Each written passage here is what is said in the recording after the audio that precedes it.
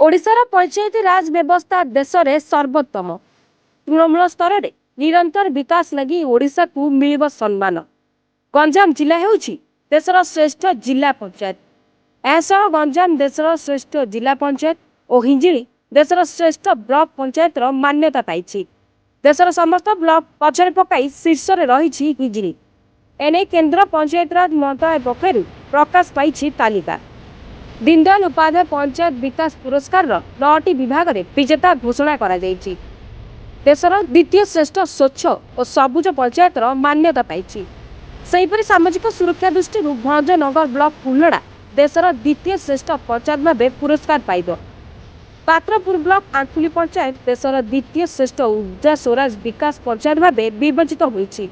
तृणमूल स्तर में राज्य सरकार उन्नतिमूलक कार्य जनहितकारी योजनार सफल कार्यकारिता और निरंतर विकास फल ओडिशा को एपरी सफलता मिली बोली चर्चा हेउछि। गंजाम रजनीकांत पात्रक रिपोर्ट रिपोर्टर्स टुडे।